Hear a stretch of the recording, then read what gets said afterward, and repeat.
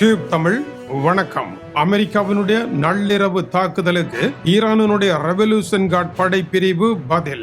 America எப்படி தனக்கு சுய பாதுகாப்பிற்காக இந்த தாக்குதலை நடத்துகின்றேன் என்று கூறி ஒப்பந்தத்தை மீறி இருக்கின்றதோ அதுபோல ஈரான் தன்னுடைய சுய பாதுகாப்பிற்காக பதிலடி கொடுப்பதற்கான அதிகாரத்தை இந்த தாக்குதலில் மூலமாக பெற்றிருக்கின்றது.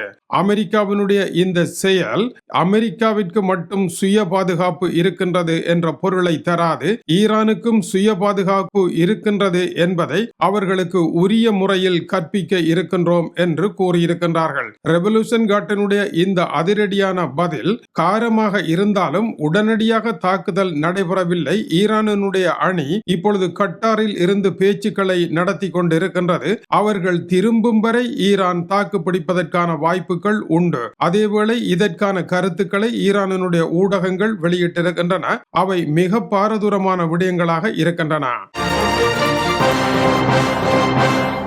முதலாவது, ஈரானுடைய IRIB என்கின்ற ஊடகம் கடும் வார்த்தைகளினால் இதை எதிர்த்திருக்கின்றது.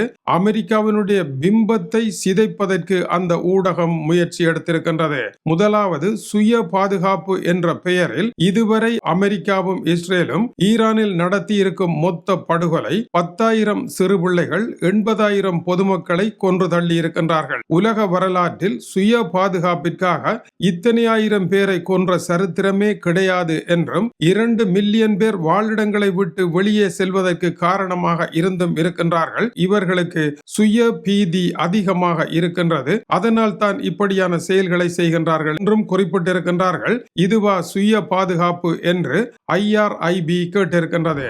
ஈரானுடைய அடுத்த ஊடகம் IRNA, அமெரிக்கா தாக்கினாலும் ஈரான் ஒரு பொழுதும் கீழே விழாது, பல சமநிலை அற்ற இந்த யுத்தத்தை தன்னுடைய தரப்பில் ஆயுதங்கள் ரீதியான பலங்களை மிக அதிகமாக பல மடங்கு உயர்வாக வைத்து அமெரிக்கா இந்த போர்க்களத்திற்கு வந்தாலும் கூட அமெரிக்காவை சரித்து ஈரான் மீண்டெழுந்திருக்கின்றது என்பதை அமெரிக்கா கருத்தில் கொள்ள வேண்டும். அமெரிக்காவினுடைய இது போன்ற தாக்குதல்களுக்கு ஈரான் ஒரு காலமும் அடிபணியாது, எழுந்து நின்றது, இனியும் நிற்கும் என்றும் கூறியிருக்கின்றது.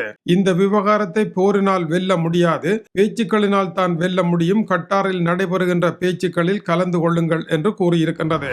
இந்த தாக்குதல் எந்த பயனும் அற்றது. இப்போதைய நிலையில் எந்த மாற்றத்தையும் ஏற்படுத்தாது. அமெரிக்காவில் இருக்கின்ற கடும்போக்காளராகிய MAGA, make America great again என்கின்ற குழுவினரை திருப்திப்படுத்துவதற்காக இப்படி ஒரு தாக்குதலை நடத்தி இருக்கின்றார்கள் என்று கூறப்படுகின்றது. இப்படி ஒரு தாக்குதலில் யாராவது திருப்திப்படுவார்களா என்பது ஒரு கேள்வி. இது குறித்து சர்வதேச விவகார ஆய்வாளர் ஆடம் கிளெமெண்ட் கூறுகின்ற பொழுது, அமெரிக்கா இந்த தாக்குதலின் மூலமாக ஈரானை மிரட்டி யுரேனியத்தை அப்படியே களவாடி செல்வதற்கு முயற்சி எடுக்கின்றது. ஆனால் எவ்வளவு கடுமையான அடி விழுந்தாலும் அத்தனையையும் தாங்கிக் கொண்டு ஈரானுடைய பேச்சுவார்த்தை குழு கட்டாரில் கச்சிதமாக தன்னுடைய ஆட்டத்தை பாகர் கலிபாவின் தலைமையில் நடத்தி கொண்டிருக்கின்றது. ஈரானினுடைய முல்லாக்கள் அமெரிக்காவை அறிவார்கள். அமெரிக்காவிற்கு அவர்கள் ஒருபொழுதும் பயப்பட மாட்டார்கள். அமெரிக்காவினுடைய அரசியல் பலவீனத்தை அமெரிக்காவை விட அதிகமாக அவர்களே அறிந்திருக்கின்றார்கள். டொனால்ட் ட்ரம்ப் தரைப்போருக்கு வரமாட்டார் என்பது அவர்களுக்கு தெரியும். அப்படி ஒரு போரை நடத்துவதற்கான பணம் அமெரிக்காவிடம் கிடையாது. அந்த போர் டொனால்ட் ட்ரம்பை உள்நாட்டிலேயே வீழ்த்திவிடும். எனவே வான் தாக்குதலுக்கு மேல் அவரிடம் அதிகாரம் எதுவும் இல்லை என்பதும் அவர்களுக்கு தெரியும். டொனால்ட் ட்ரம்பினுடைய தாக்குதலுக்கு வானமே இல்லை என்று பெயர் வைக்கலாம் என்பது அதனுடைய கருத்தாகும். அதனால் தான் ஈரான் துணிகரமாக அமெரிக்காவை எதிர்க்கின்றது. அமெரிக்காவினுடைய ஒவ்வொரு தாக்குதலும் ஈரானுக்கு சிறிய சிறிய அழிவுகளை ஏற்படுத்தினாலும் அமெரிக்காவிற்கு பேரழிவை ஏற்படுத்தி ஈரானுக்கு வெற்றியை கொடுக்கின்றது என்று அவர் குறிப்பிடுகின்றார். ஏனென்றால் செறிவூட்டப்பட்ட யுரேனியத்தை 2015ஆம் ஆண்டு ஒபாமா முழுவதையுமே வாங்குவதில் வெற்றி பெற்றார். அமெரிக்க அதிபர்னால் இன்று அதை வாங்க முடியவில்லை. அது அப்படியேதான் இருக்கின்றது. இரண்டாவது, அணுசக்தி மையங்களை அழிக்க முயற்சி எடுத்தார். அதையும் அழிக்க முடியவில்லை. மூன்றாவதாக, கோர்முஸ் நீரிணை முன்னெப்போதும் இல்லாத அளவிற்கு ஈரானுடைய கட்டுப்பாட்டில் போய்விட்டது.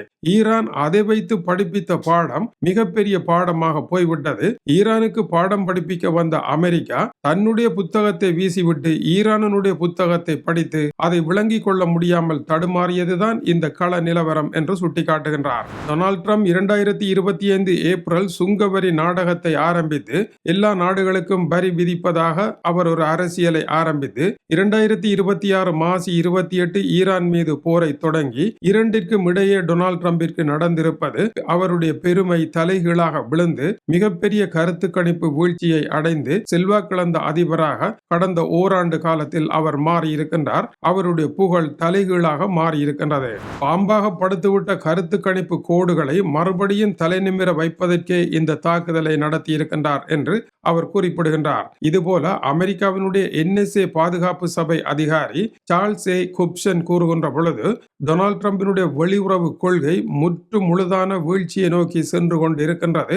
அதற்கு இந்த தாக்குதலே அவருடைய விரக்தி நிலையின் அடையாளம் என்று கூறுகின்றார். அமெரிக்க அதிபருக்கு உள்நாட்டு எதிர்ப்பு, பெட்ரோல் விலை விண்ணை தொட்டுவிட்டது, நவம்பர் தேர்தல் கழுத்தை நெரிக்கின்றது. இவற்றை தடுக்கவே இந்த தாக்குதலை அவர் நடத்தினார். ஆனால் இந்த தாக்குதலே அவர் நினைத்தது எல்லாவற்றையும் மேலும் வேகமாக கீழே வீழ்த்தி இருக்கின்றது. இதனுடைய கடைசி முடிவாக உதவாக்கரை ஒப்பந்தத்தை ஏற்று ஆகா இதுவல்லவா ஒப்பந்தம் என்று அமெரிக்கர்களை ஏமாற்றப் போகின்றார். இதுதான் நடைபெற போகின்றது. இந்த ஒப்பந்தம் பராக் ஒபாமாவினுடைய ஒப்பந்தத்தை விட படுமோசமான ஒரு ஒப்பந்தமாக இருக்கின்றது. இது ஈரானுக்கு லாபமாக அமைய போகின்றது. இதன் பின்னதாக என்னதான் நடைபெற்றிருக்கும் என்றால் ஈரானை பொறுத்தவரையில் தன்னுடைய அணுகுண்டு கனவுகளில் அதனுடைய பணி தொடரத்தான் போகின்றது. அதை தடுப்பதற்காக வந்தவர் அதையெல்லாம் கைவிட்டு அமெரிக்காவில் ஏற்பட்ட பிரச்சனையை தடுப்பதற்கு திசை திரும்பியதாக நாடகம் முடிவடைய போகின்றது. டொனால்ட் ட்ரம்பை பொறுத்தவரையில் 60 நாள் நீடிப்பு, அதன் பின்னர் மேலும் ஒரு 30 தினங்கள் நீடிப்பு, அதன் பின்னர் 2027 ஆண்டிற்குள் இதை இழுத்து சென்று கடைசியாக ஒரு சபையிடம் ஒப்படைத்து இதை பாருங்கள் என்று கூறி அவர் தலைதறிக்க ஓடிவிடுவார். தான் தப்பித்துக் கொள்ளுவார். இது போலத்தான் அவர் உக்ரைன் விவகாரத்தில் 24 மணி நேரத்தில் பிரச்சனையை தீர்ப்பதாக ஆட்சிக்கு வந்து இப்பொழுது 24 மாதங்கள் நெருங்க போகின்றது. அவரால் எதையும் செய்ய முடியவில்லை. எல்லோரும் ஏறிய கழுதையில் உடையாரும் ஏறி சறுக்கினாராம் என்பது போல ஏஞ்சலா மேர்க்கலிடம் தள்ளிவிட்டு தப்பி ஓடிவிட்டார். கிரீன்லாந்து விவகாரத்தில் காடுமலை தவிடுபொடி என்பவர் இப்பொழுது ஒரு சபையை நியமிக்கின்றேன் என்று அதிலிருந்து தப்பி ஓடிவிட்டார். இனி ஈரானுக்கும் ஒரு சபைதான் வரப்போகின்றது. முன்னைய காலங்களில் கமிஷன்களை போட்டு மக்களை ஏமாற்றுவது போல ஒரு கமிஷன் வரப்போகின்றது என்று கூறுகின்றார். ஆனால் எல்லாவற்றிலிருந்தும் தப்புகின்ற டொனால்ட் ட்ரம்ப் 2026 ஆண்டு ஈரான் மீது நடத்திய தாக்குதலில் இருந்து ஒருபொழுதும் தப்ப முடியாதென்றும் அவர் சுட்டிக்காட்டுகின்றார். அமெரிக்க அதிபரனுடைய தாக்குதல்கள் தவறு என்றால் நேற்றிரவு அவர் நடத்திய தாக்குதல் தவறுகளுக்கெல்லாம் பெருந்தவறு என்று நிபுணர்கள் சுட்டிக்காட்டுகின்றார்கள். தொடர்ந்து இணைந்திருங்கள். மேலும் சூடான செய்திகள் வந்திருக்கின்றன. இது டியூப் தமிழினுடைய உலக செய்திகளுக்காக டென்மார்க்கில் இருந்து கீசே துறை. வணக்கம் உறவுகளே.